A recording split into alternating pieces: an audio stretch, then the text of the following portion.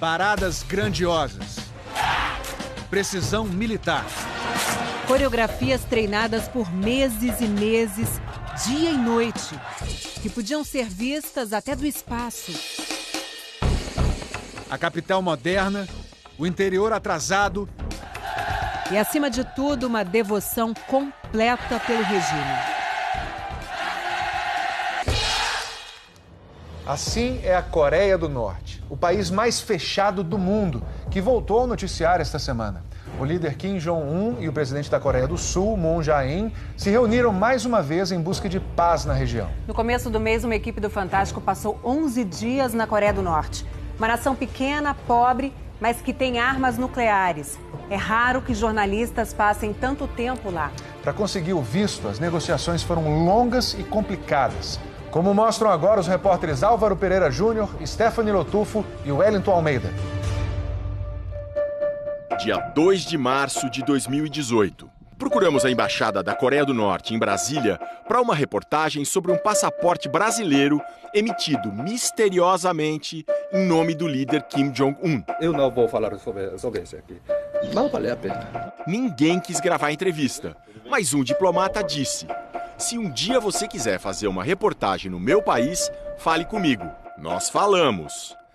Várias vezes. Foram 6 meses de negociações delicadas, de idas, de vindas, de mudanças de data, de cancelamentos de voos, até que finalmente a gente conseguiu isso aqui. Nosso visto para a Coreia do Norte, o país mais misterioso e fechado do mundo. O que a gente vai fazer lá?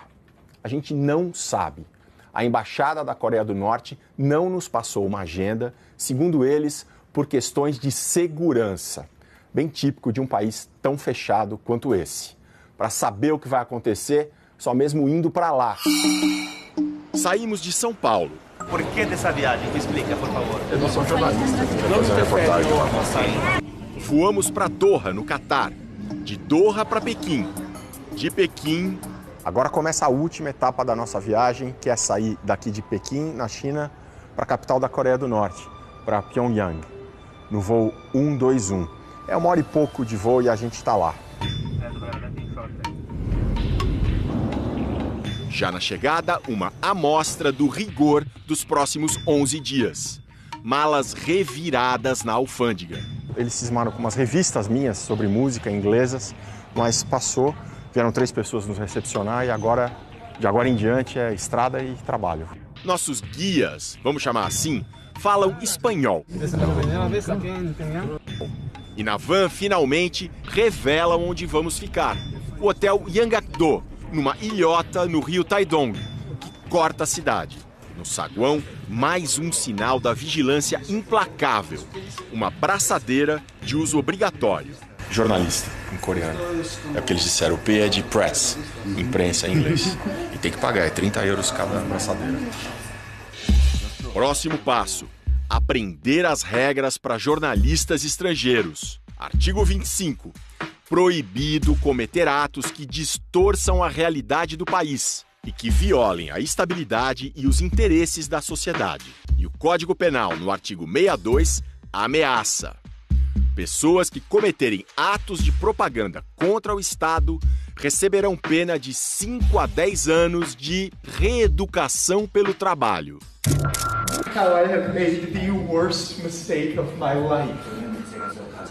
Alguém que supostamente desrespeitou as regras foi o turista americano Otto Warmbier. No início de 2016, ele foi condenado a 15 anos de prisão com a tal reeducação pelo trabalho. Otto teria roubado um pôster da parede do mesmo hotel Yanggakdo onde nós estamos. O pôster de propaganda do governo teria sido arrancado do misterioso 5º andar, proibido para os hóspedes. Repare, o elevador nem tem o número 5, pula do 4 para o 6. Em junho do ano passado, Otto foi devolvido aos Estados Unidos, em estado vegetativo, por causas até hoje não esclarecidas. Otto morreu 2 dias depois de voltar para casa. Tinha 22 anos. Para nós, mais orientações. É proibido sair sem os guias. O Yanggakdo não é só um hotel, é uma espécie de prisão. O hotel é uma pequena cidade, tem várias coisas. Entre essas coisas tem livraria. E a livraria está indicando aqui os destaques da semana. Destaque número 1, Kim Jong-un discute o avanço vitorioso que está acelerando do socialismo. O destaque número 2 é Casos da Vida de Kim Jong-un. 2 são obras ou do Kim Jong-un ou sobre Kim Jong-un. O Yanggakdo tem muitas outras atrações, mas a maior parte do tempo a gente passa nos quartos mesmo. Aqui tem um rádio. Chama a atenção que o rádio não tem aquele botão de mudar de estação. É porque só tem uma estação. Mas ligando, não pega. Na televisão tem 2 canais norte-coreanos.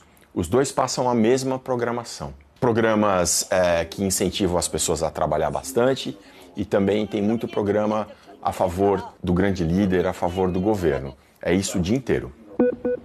Quando saímos, os guias só entregam a programação em cima da hora, ou às vezes nem isso. 8h15 da manhã, até agora a gente não sabe o que a gente vai fazer.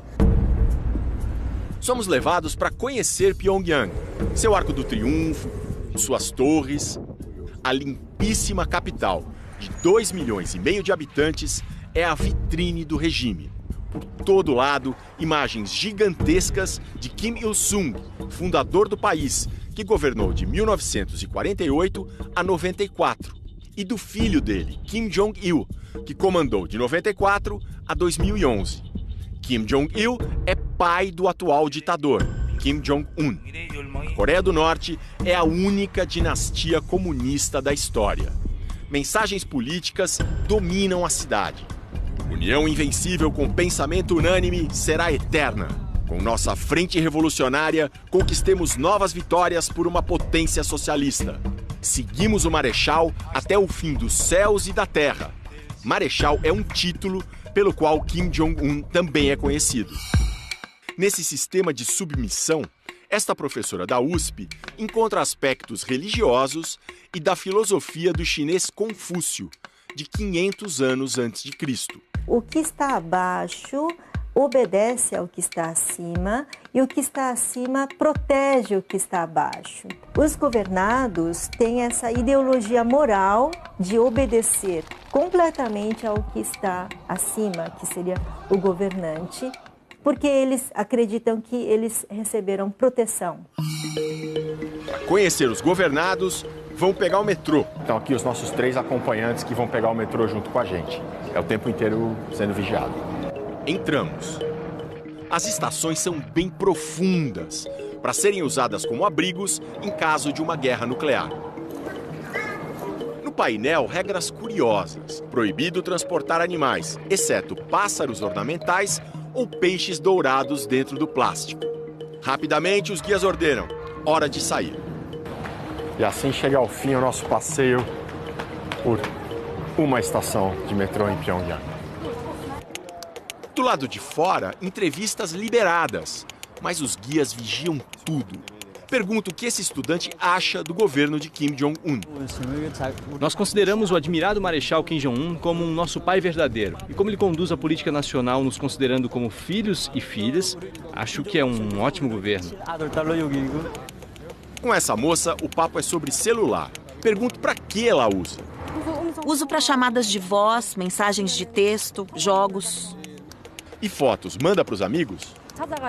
Para isso, precisa se registrar num serviço, discando 999. Mas eu nunca me registrei, então não mando minhas fotos para ninguém. Você vê notícias no celular? Sim, vejo todos os dias. O site é do principal jornal, o Rodong Sinmun, que, como todas as publicações, reproduz a visão do Partido Único. Thank you very much. Thank you. O que a Dankyeong e todos os norte-coreanos acessam é uma intranet, uma rede altamente controlada.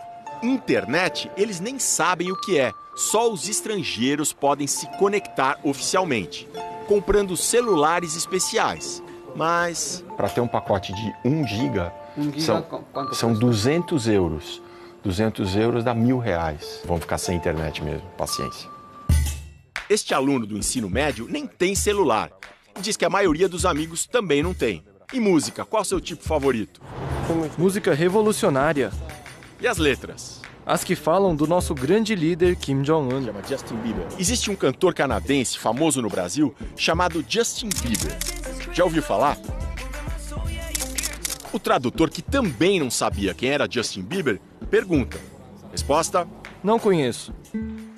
Num outro bairro, dos mais modernos da capital, essa estudante de engenharia tem celular. Já ouviu falar em Facebook? Facebook? Não entendo essa palavra. O tradutor também não sabia o que era. Eu explico que é uma coisa da internet. Não conheço. E de filmes ela gosta? Gosto especialmente dos filmes que tratam dos feitos dos nossos grandes líderes. A devoção ao regime é absoluta. E é assim desde a fundação, há 70 anos. Até então, a Coreia vivia numa disputa entre dois irmãos imperialistas. Os coreanos diziam que eles eram um camarão entre 3 baleias, o Japão, a China e a Rússia. De 1910 a 1945, a Coreia não existia como nação. Era uma colônia japonesa de relações tensas. Em 1948, com o fim da Segunda Guerra Mundial e o Japão rendido, a Coreia foi separada em duas. A do Norte, comunista, controlada pela então União Soviética, e a do Sul, capitalista, pelos Estados Unidos. A linha divisória era, e é, o Paralelo 38. Duas superpotências decidem fazer isso. Com base no paralelo, simplesmente metade do Norte é minha, metade do Sul é sua. Em setembro de 1950, a Coreia do Norte, sob o comando de Kim Il-sung, invadiu o Sul. Os Estados Unidos conseguiram autorização da ONU para um contra-ataque devastador. Foram quase 3 milhões de mortos, até um cessar-fogo em julho de 53. Nunca se assinou um acordo de paz. É como se o país vivesse em guerra até hoje. O regime se aproveita da situação para estimular o fanatismo patriótico, que aparece com toda a força nas épocas de festa. E esta é uma época de festa e de tensão. Tá rolando uma correria aqui, a gente chegou de uma visita a uma fazenda, a gente pensou que ia jantar, dormir, mas nada disso. Disseram, vocês têm 10 minutos para descer, trazer todo o equipamento que vai passar por uma inspeção.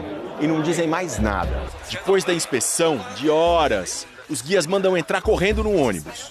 Passamos 2 horas na fila, de repente foi uma correria insana, agora estamos indo para esse evento. Ninguém sabe o que é. Era um luxuoso musical de louvor ao regime socialista. Noite de 8 de setembro. As grandes festas estavam só começando.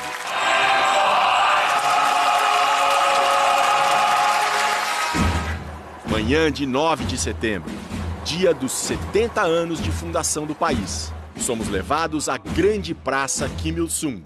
Tudo pronto para parada civil e militar. A praça toda está em silêncio, à espera da chegada do líder Kim Jong-un. Até que o líder Kim Jong-un chega ao balcão para acompanhar as festas dos 70 anos da República Democrática Popular da Coreia, o nome oficial do país. A grande expectativa é pela parte militar do desfile. O chão treme.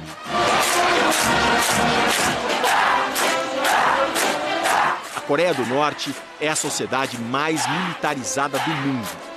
Tempo médio de serviço: 6 anos para os homens e 5 para as mulheres.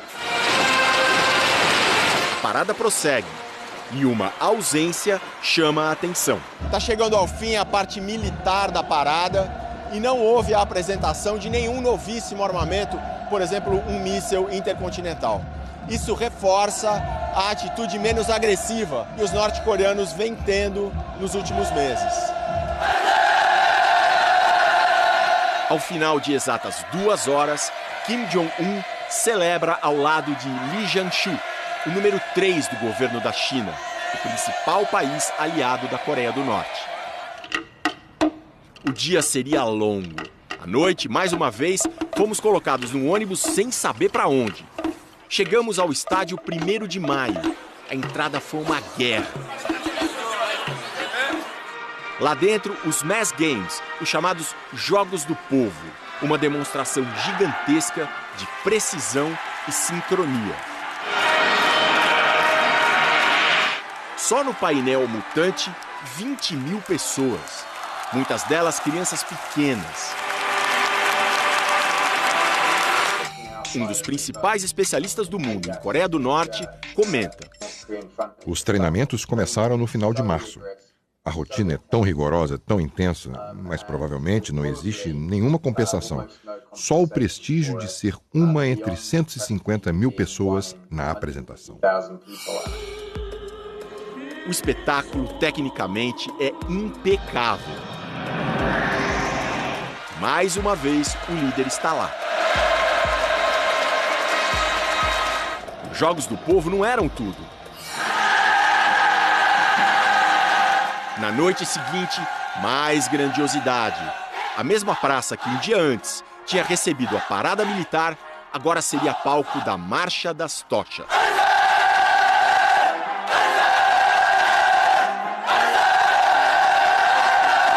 Dezenas de milhares de estudantes de ensino médio superior demonstram com unidade matemática seu fervor pela dinastia Kim. Manzé! Viva! As comemorações finalmente terminam. Mas não a nossa viagem. Na semana que vem, o que se come na Coreia do Norte? Um pouco doce e um pouco apimentado ao mesmo tempo. O zoológico dos tigres tristes. Uma viagem pelo interior, vedado para os estrangeiros. A voz operária. Será que no comunismo dos Kim, os trabalhadores se sentem no poder? E os norte-coreanos que aprendem português. Vocês conhecem alguma coisa da comida brasileira? Acho que o feijão e arroz e batata. Domingo que vem, em mais um episódio de 2018, 11 dias na Coreia do Norte.